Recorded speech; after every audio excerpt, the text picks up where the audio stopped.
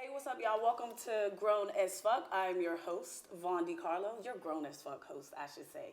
Welcome. We're here to have some grown as fuck discussions, and I have a grown as fuck guest. I'm very excited to have here. What's up, Klarity? How you doing, Vaughn? I'm good. That was so How you doing, Vaughn? How you First doing, of all, Vaughn? we were just talking about gummy bears. That's how Gummy whack peach we rings. are. Gummy peach rings, because, see, I'm a fatty. So I We're like not. food. No, not. What does that mean? Like internal fat? Like when you eat a lot? No, like I'll challenge myself and see how many Krispy Kreme donuts I can eat before I pass out. Krispy Kreme. You need to check your period at because are you about to start your period? Because she's like, I Nah, need because food. I'm hungry. I'm a grown young man, and I love Krispy Kreme donuts. You know, who doesn't like Krispy Kreme? But look, so I met Klarity as a stand-up comic. We were both doing the same show. Yeah. And then we followed each other on social media, and I see like you're a comedian, you're an actor, you're like a fitness, like I don't know if guru is the right word. Like, what is it that you don't do? So what I want to know is how are you so super fit and eating peach gummy rings? Because I gained 5 pounds having this conversation. No, you don't. Stop it. You're not gonna. No, you're not gonna. No, that's It has to be a method to your madness. Yeah. I'm sick of looking at people on Instagram and feeling like their life is so magical, right? We know that that's not true. It's not. It's a lie. It's a It's a method lie. to the madness, and anyone who already knows you or is a follower of your social media can see that you are doing so many different things. So how is it that you manage to do all of these different things? So so the government started doing like these programs. They started cloning people, right? I hate you. Yo. If you're, I need a clone that can eat junk food all day too. Yo, listen. Because that's my dream is that I look good, I'm healthy, Yeah. and I can eat donuts all day. Yeah, you can. All three of those things you said are true. How? How what? He's from the future. Are you like No, from I Men in honestly. Black? Like what? Did you see Gemini Man? No. Neither Was it did good? I heard it was not. I heard it was trash. Yeah, and and I I said- don't want to watch Will Smith be trash. But it's Will, so he can get away with it. It doesn't matter. But at what level, right, as an entertainer, do you go, I know I could get away with trash, but I'm not going to because I don't want to disappoint? I know. I think that level. But the thing is. Do you think he thought it was going to be trash? No, I think he thought it was going to be great. I mean, John Woo's a great director. He's a great action director. We don't know what happened. I don't know if like the special effects company screwed them. Maybe it's just too much will. Remember, what was it? Matrix, the third one, where the guy just kept multiplying Yeah, but that was himself, still legendary. and it was just too many hymns. Nobody complained about that. Nobody complained. I hated the third one. I've never seen none of them. I just saw all three. I did a marathon of them back to back, Of like the 2 weeks Matrix? ago. It was just basically about Jesus well, not Jesus. It was about Jesus. I didn't get Well, no, Jesus the brothers, out this of was it. Goski. How do you say their names? I don't know. Don't ask me to do words. People who listen and follow me, they directors. know I don't have words. You don't. I don't know what the problem is.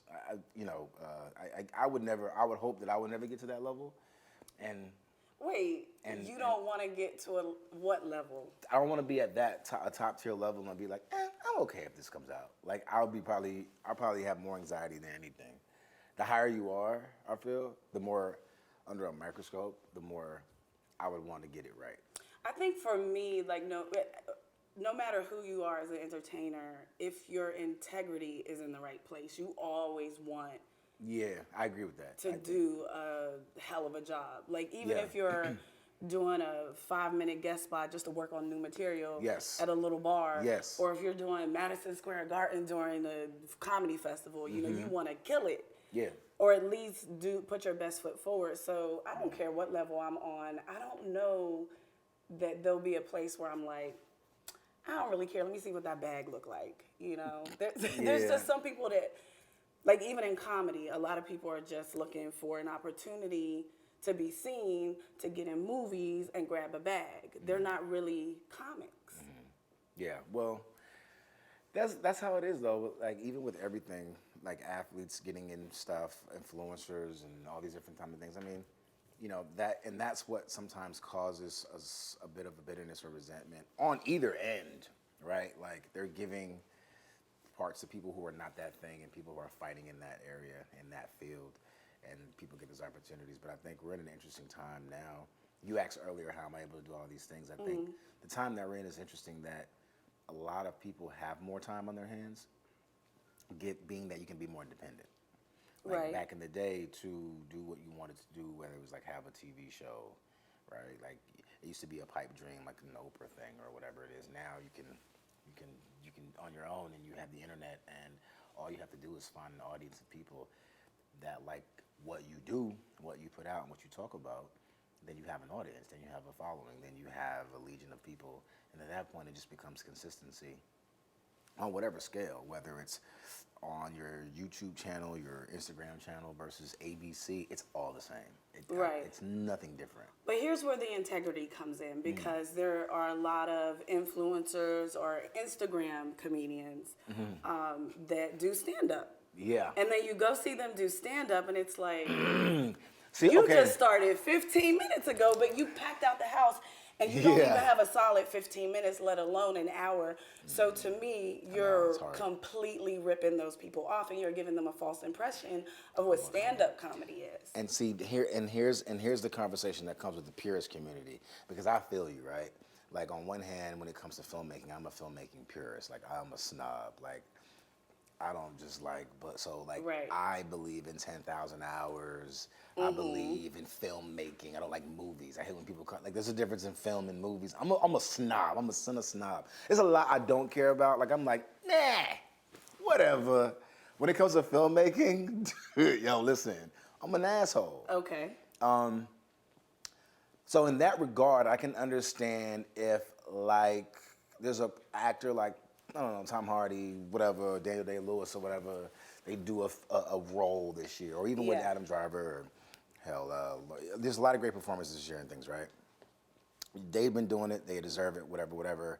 And then if like some sort of film or like some, and I'm I guess I came up in the influence community, if somebody like that got a part just cause whatever, and they're being mentioned in the same category with those who like put in work in their craft, it's almost like it's like you don't. But it depends, because there are influencers of the comedy world that became famous on like Instagram or whatever, but they had already been doing stand-up. So you go see them do stand-up, and it's like, oh, they're solid, they're funny.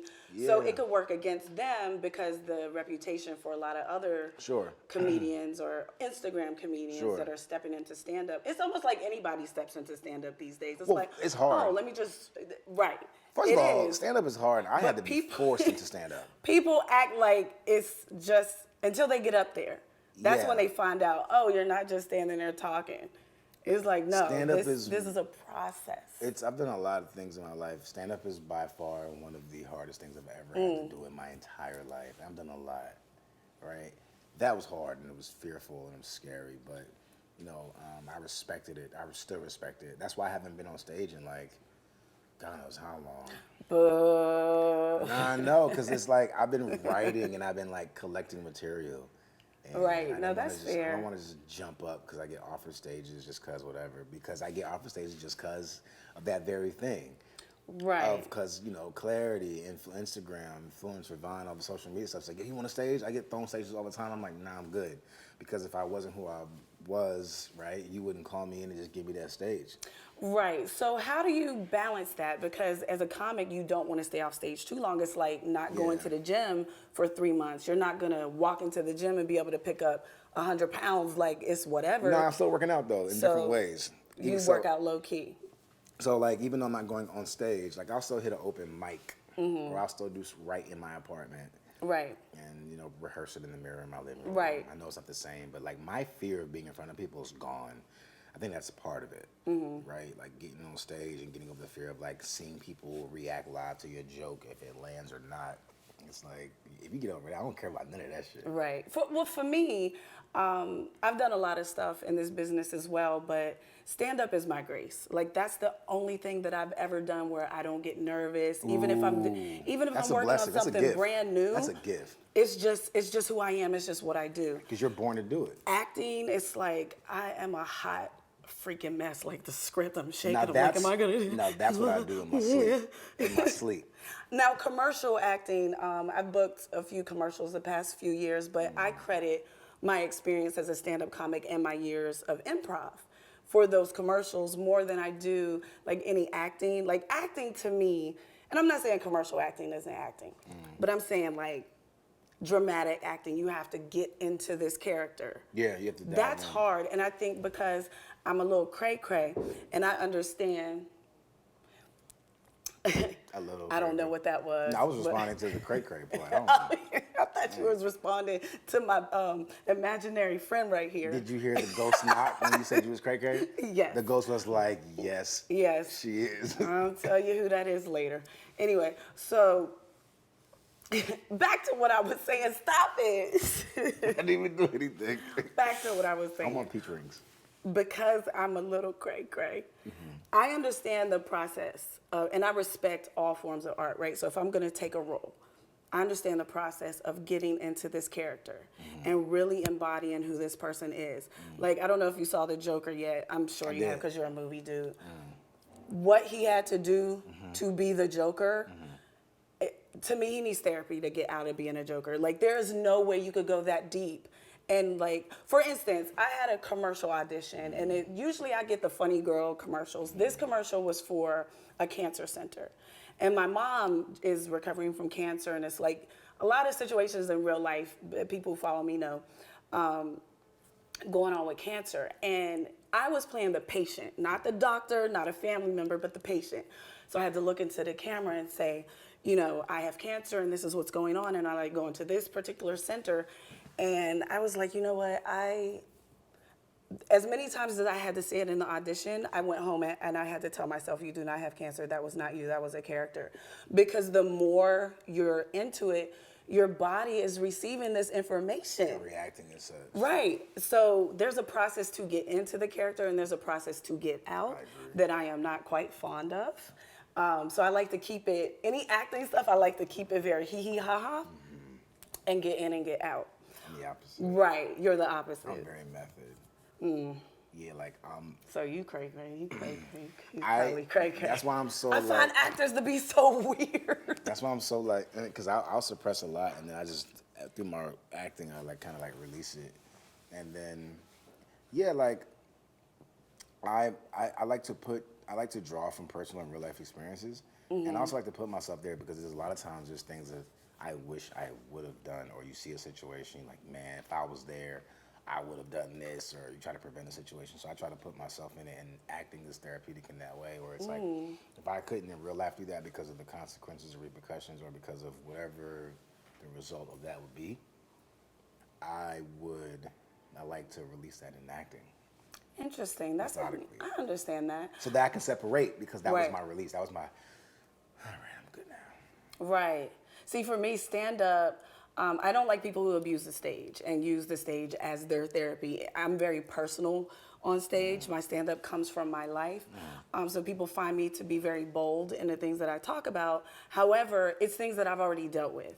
You know what I mean? So that's, once I've dealt with it and I understand, I think everything is funny. I don't care what it is. But that's where I'm from. Like, I grew up poor. I grew up in the projects, Pittsburgh. Where are you from? Florida, okay.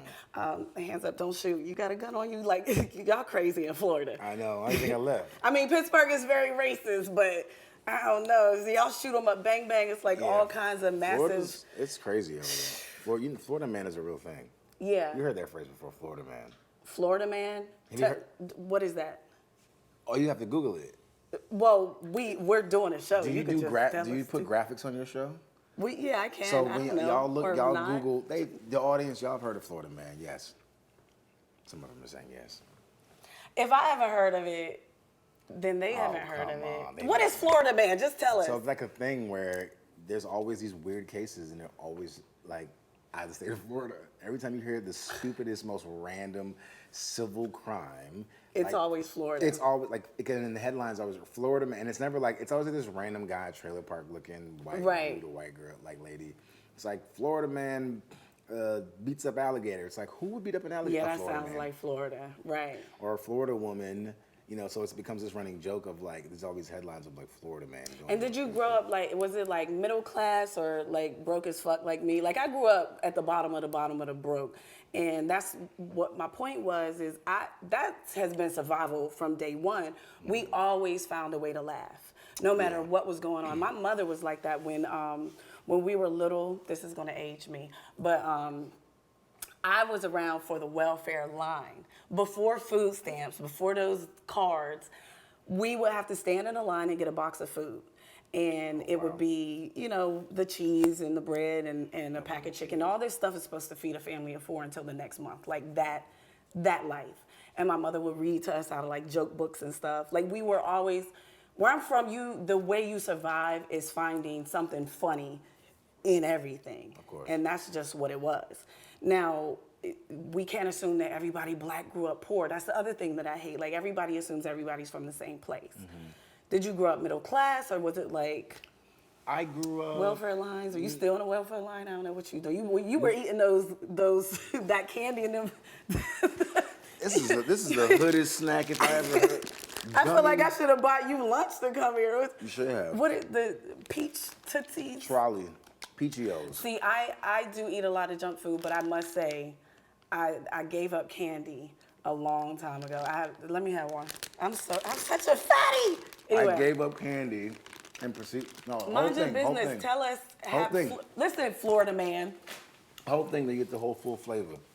Yeah, it's when I'm talking chew while I talk. Okay, go. Okay, so yes, so This is sour. no, you better not waste that damn Peachio. Oh my God. I love them that much. Are you seriously about to be violent? Eat it, please. I don't want the cake. Eat the cake. Anime. Vaname. Come on. It's gonna waste my Peachio. Nam yo horenge kyo. If you don't eat that ring, yo. Okay, I'm gonna eat it. Tell us about Florida. So I grew up middle class. I guess I would say, you know, like, but I grew up in the hood though. So I was the upper hood class. You know, the upper hood. You know, like Stanley. I got you. You know what I mean? Like I was like Craig's household. Okay. That was my household, like Craig. Okay. You know, we had cereal, but sometimes we had no milk. But we had apple juice. Okay. And you had a house though. Yeah, we had a house, thank God. It wasn't like projects. No. We had a house, but the house was like I don't know how we came. You know, speaking of Craig's house, I didn't know the hood had houses until I saw Friday? Yeah, Friday. Yeah, the hood has I was houses. like, these people in California are crazy. They got a house. What are they mad about? California hoods aren't really like that. I was like, what are they? I mean, they're a hood, they're dangerous, but they're not like it's weird, yeah, because it's like fabricated anger. No, right? because it used to be all white neighborhoods, and then they moved us in, and then we just took over. We gentrified. Right. I think that's what they're doing now, getting us back for taking over California.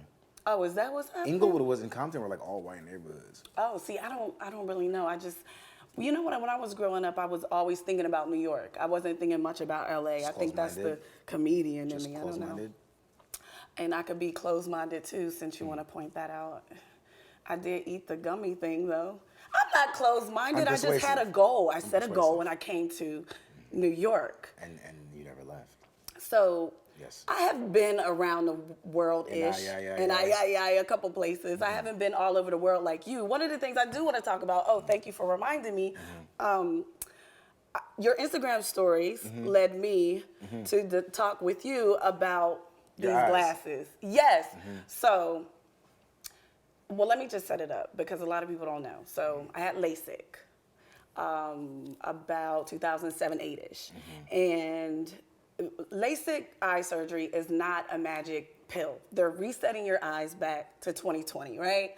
And then around 10, 15 year mark, you may need a tweak. So it's about that time for me. I go in to get, glasses because I had a gig on a road. I was driving. During the day, I could see fine. At night, I'm like, I can't see nothing. So I went into like Lens Crafters. The next day, I had to get the hour pair because that's how bad it was. And I would have had to give up my gig for the weekend because I couldn't drive. And they said, yes, you do need glasses to drive. And I told them about LASIK, and I said, you know what? It's about time for the tweak. It's been about 10, 15 years. And they said, we're going to send you to a specialist. Okay. I go to the specialist, and not only did they tell me that I cannot get LASIK again, but I cannot even wear contacts because I have some type of condition unrelated to LASIK surgery, just some type of condition happening with my cornea. So I reached out to you like, I'm about to die because I got to wear glasses. And I was watching you in Africa cure blindness. Like I said earlier, what is it that you don't do? So yeah, I got to hear all about this trip to Africa, curing blindness, and you know your background in that whole world. That thing. So yeah, I've been traveling with this organization called the Himalayan Cataract Project. They are an organization that works on curable blindness, primarily cataract blindness due to hereditary, genetic, at birth, trauma caused, whatever it is. There is certain blindness that is curable. And so we work with those blindnesses and going all over the world and third world countries, poorer countries, in donating our time. And because of the medical disparity between America and over there, the average surgery, given all the donations and time spent, is $25. And about 15. I got $25. Yeah, but you also are a U.S. citizen where they don't care about your health and they make you pay. I'm moving to Africa. Hundreds of that. Yeah, I'm splitting time there. Are you really? Oh no, I'm serious. Like property, like I'm buying property. What part of Africa? Starting with Ghana. Because it's a whole continent. It's a whole continent. It's a whole continent, Yeah, not a half a continent, not a little bit of a continent, but a whole the continent. United States of America is the foot of Africa size. Like you can fit the U.S. inside of Africa. Like I forgot the number. And is that a place that you would find yourself living? Yeah. Oh yeah, I'm very like serious. Giving up American citizenship. I'm very serious. I'm gonna split time between Africa, London, and still have a place in the U.S. Obviously, I'm born here, but like I have my mother. I can get citizenship in London. I can get citizenship in Africa. Oh wow. My mom's so you born out? Like we got about all but 5-10 minutes. Oh, I'm out. Really? Oh, I'm out. I can't imagine. Like I remember in 2016 when everybody was like, if Donald Trump wins, I'm moving. I'm leaving the United States. And like nobody left.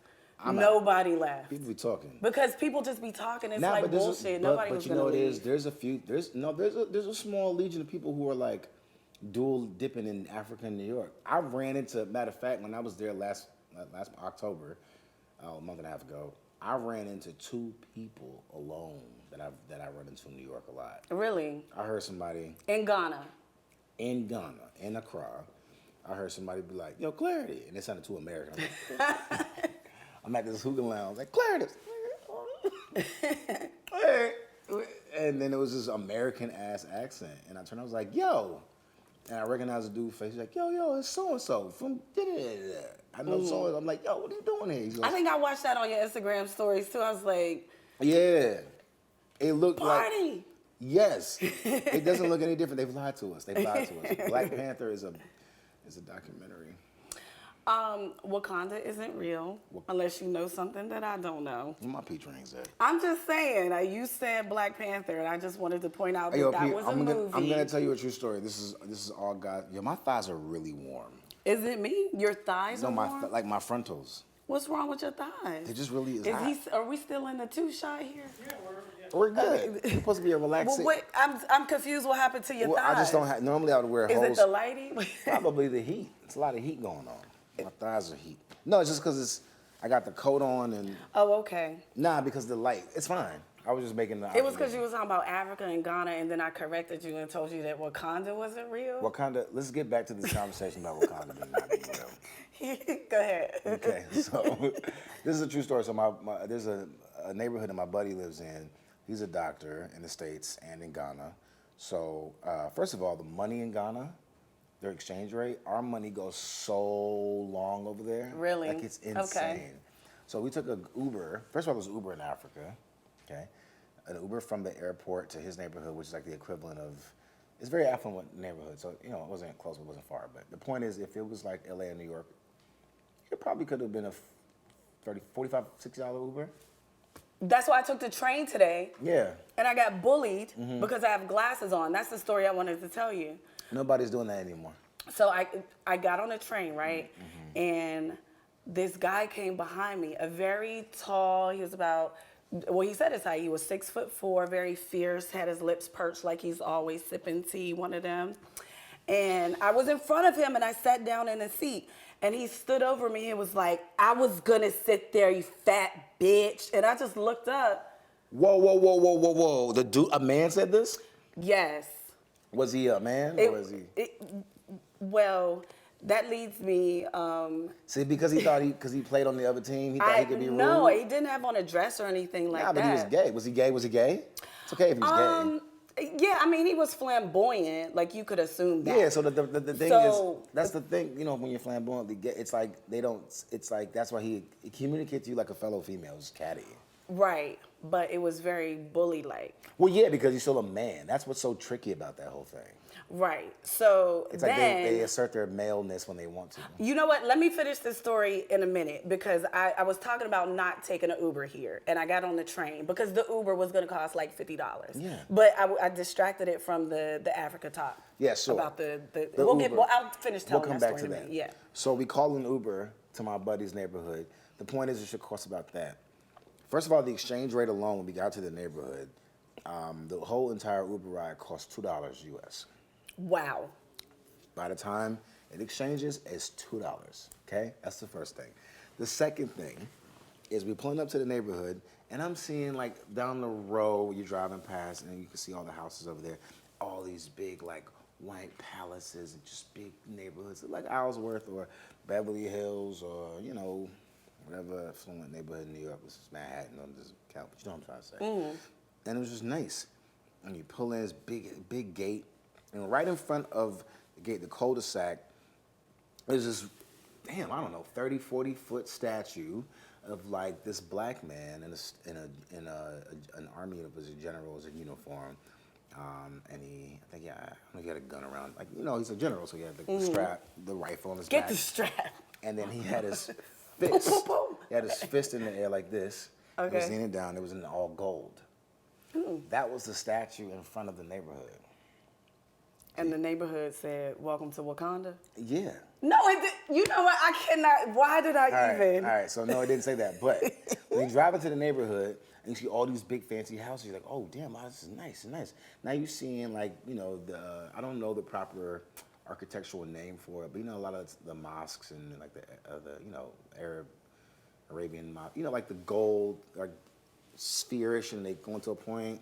You see those things in the neighborhood, like money lives there, like Middle Eastern money, Asian money, everybody. And I'm like, yo, who owns this neighborhood? My buddy was like, oh, it's a married couple. And I'm like, yo, okay, I'm assuming, like, you know, Middle Eastern, Dubai, whatever.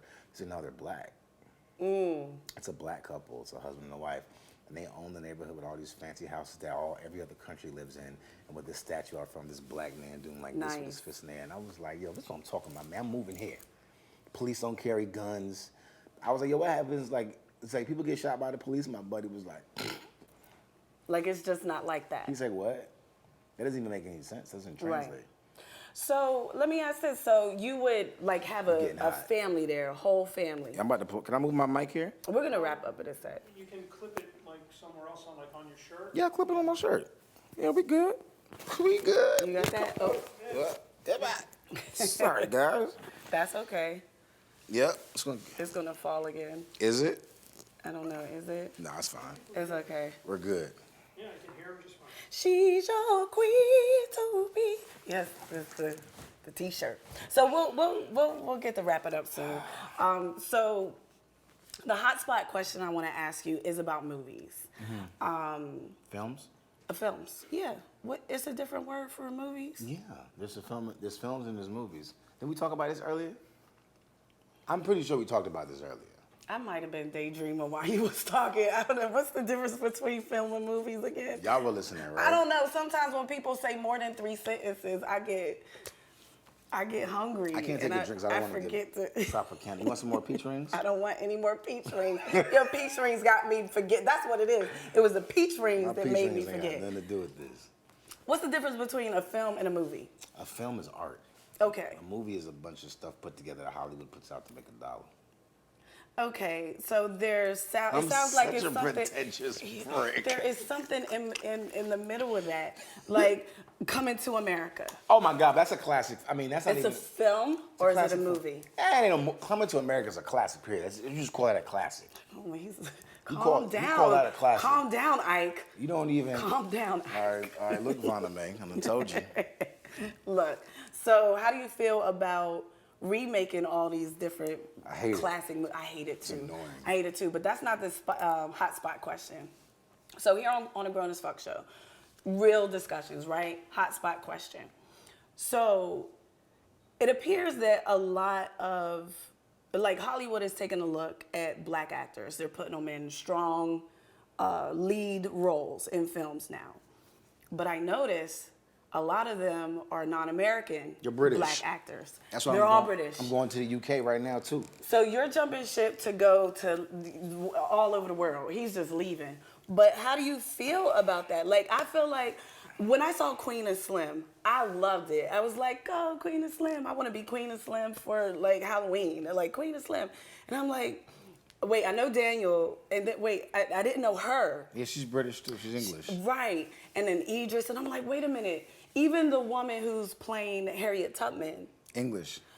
So The better what actors- are you trying to tell us? The better actors and better training comes from over there. That's what I'm gonna do over there. Is too. that 100% true? It's for sure. Or is it? Are they It's for low key saying we'll take a look at black actors, but even American black people, we just never seem to be good enough for anything. It's not that because first of all, I want to dispel that because there's no separation between American black and African black. We're all black. We're all come from We're the all same black. spot. We're all black. However, we do come from different backgrounds and different situations and Yeah. different cultural things. And the things that happen to black Americans did not happen to black people in other areas of the world. What do you mean? Culturally. Things that we went through culturally. What? What The did things that were, I'm not saying things weren't happening there, but there were things happening here and just how we grew up and things that we had to deal with and how we were put into a systemic racism and everything that's still going on today. Yeah.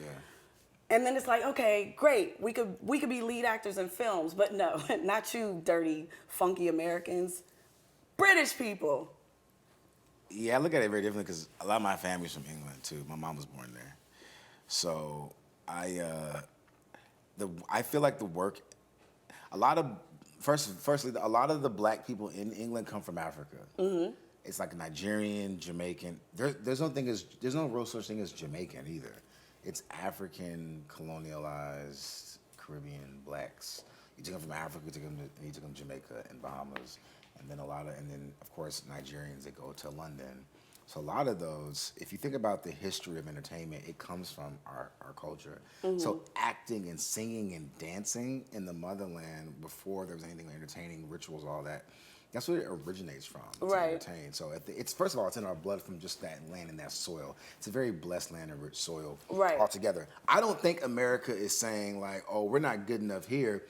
The culture of acting is far more Right, I hear you. taken serious over there and in those countries, in those regions, wherein over here it's more like I want to be an actor. I'm going to be an actor today. I'm going to be an actor today. You know It's what? I'm like, going to try stand-up comedy I just feel like, today. exactly. It's like I am just there's this like now. there's like a sense of privilege of like, I think I want to do this as opposed to like Right. them.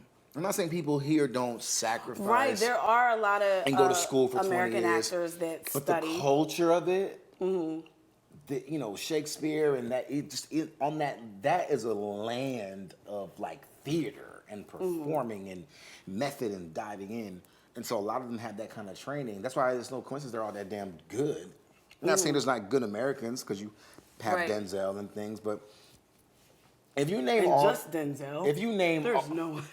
but name another American. You can only have one. Name another Right. dope, super dope American, like black actor or actor, right? Majority of the ones, even now that we all your films, all your favorite actors, a lot of them are. I'm not saying it's a coincidence. Not saying Americans can't be great because you can, but like all the ones that we even admire, a lot of them aren't. A lot of them are. De Niro, Pacino, Americans. You got Idris. You got. Oh my God, Tom Hardy, Daniel Day-Lewis, I just find it very strange that all of a sudden when we're looking at quality actors, it comes to the black roles. You know what I'm saying? And I'm not saying there's anything wrong with it. I'm not saying that But it should these be. quality actors shouldn't get roles. I'm just saying let's not overlook I don't think we are. our actors domestically I don't think as we are. well as internationally. You know what it is? Hollywood's just lazy. And they don't like to discover new talent as much as they say they do. Oh, they definitely don't. just want They're on Instagram right now. They want it tossed in their lap. And again, I used to say that too. Is there a disparity between, I think it's the grass is greener. Like how if we Right. went to the UK, we are exotic over there. Right. I went to my cousin's school and I was talking to the kids and the teachers, and the teacher was like, oh my God, his accent is so cute. I'm like, Lord, go say it again, say it again, say it again. I'm like, look how you say, look, Elton, he's so. Isn't that pretty good? Let me try. Oh my God. It's not bad. That's all I got. How was that?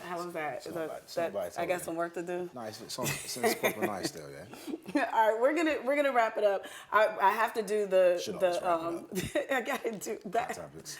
Oh whoa. Speaking of dirty minds. Oh, that didn't even I didn't even catch that. God dang. Should always wrap. Yes, children, always wrap it up. Be safe out there in these Streets? in these streets. Yeah, in these streets. So I want to wrap it up. Or you might get fake kidnapped.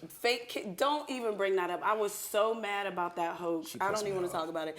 I was so Justice upset. Myles. I was so mad. I was like, Are we sure she did that? everybody involved in that should go to jail. Was she not forced to tell you that she, like, maybe she really was, and then the police was like, say it was staged? Is there any scenario in which she was forced to say she was staged? Unfortunately, in the information age that we are in, we are dumb. Because everything, you can't believe shit. You don't know what's true. That You don't video know what's did false. look real, It though. looked very real. It looked very alarming. I have a young daughter. I was ready to all right, we got to go find this girl because that's not nothing to play with. So now the way I feel like, if something happens to someone in my family or someone that I know and no one wants to look because you cried wolf, we all coming to your house. Beat your ass.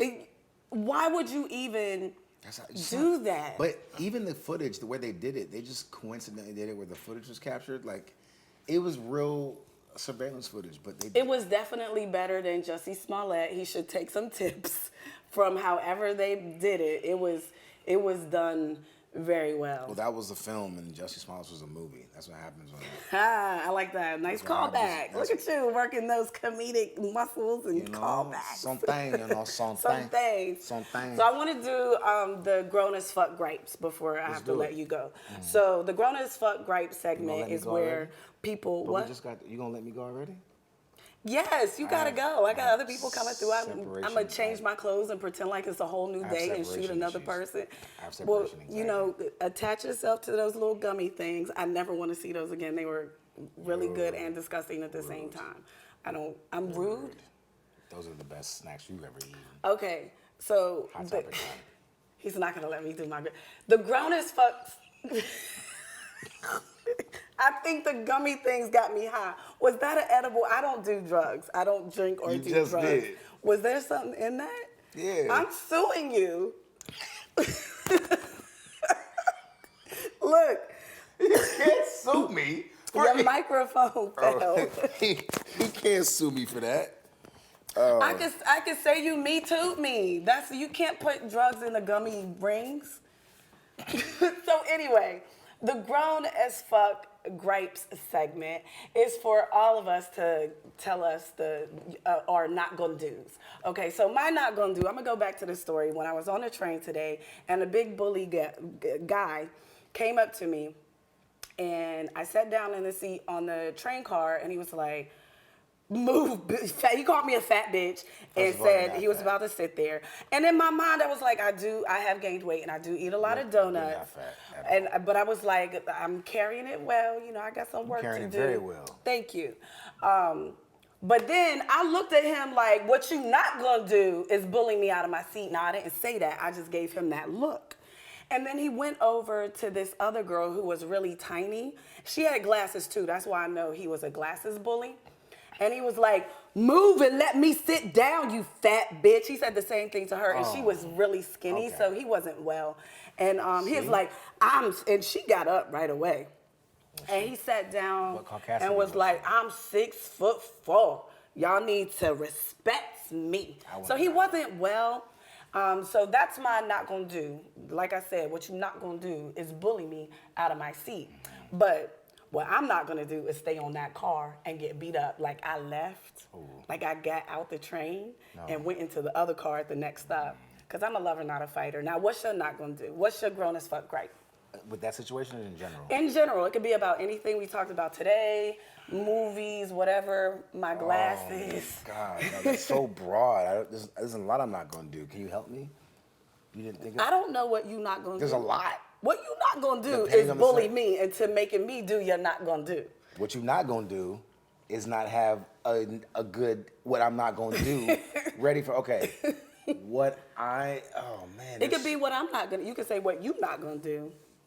Yeah, Or it could be what I'm not gonna do. So if I was in that situation, Any situation. but if I was in that same situation, like if I was you, or if I was there with you, first of all, if he would have said that, I would have not even looked up.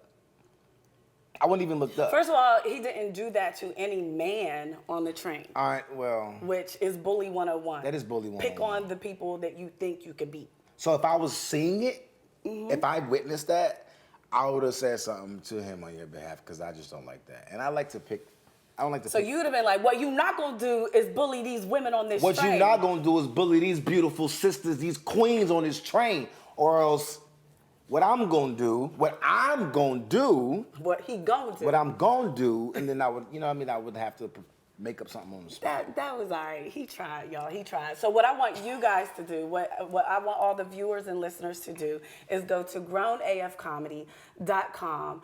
Click on listen, and you will see where you could leave a message, where you could tell me what you're not gonna do. And it could be general. Don't get so caught up on the specifics like he did.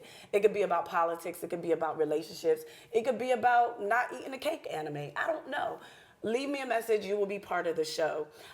We shot here today at 3636 Studios. Thank you for the lovely space. Thank you for coming. I had a fun. What you're not gonna do is charge me a 50% APR interest rate on my housing mortgage just because my skin is a little tan. That's what you're not gonna do. I thought his house was in Africa. See, what you're not gonna do is make me just pay property tax on the property that I still buy in this country and make me pay on it after I already purchased it. That's what you're not gonna do. Where can people find you, Klarity? What you're not gonna do is give people, because it's allowed me to tell people where they can follow me or find me. Oh, on Instagram, on social media. Yeah. I thought you meant in real life. I really think it's what you're not gonna do gummies. is you can follow me on Instagram at Klarity, Klarity. He has a very entertaining social media post. He's fun to watch. I hope you get back on stage. I enjoy you doing stand-up when you're doing stand-up. And I would love to check out your films and all of that stuff. Some stuff coming very, very soon. But send me a script. I want to be in one. Okay. Can you act? What you're not gonna do is yell at me. What you're not gonna do is tell me that I can't be in one of your films because I'm not British. Thanks for watching. Bye. What's in those gummies, yo? Nothing.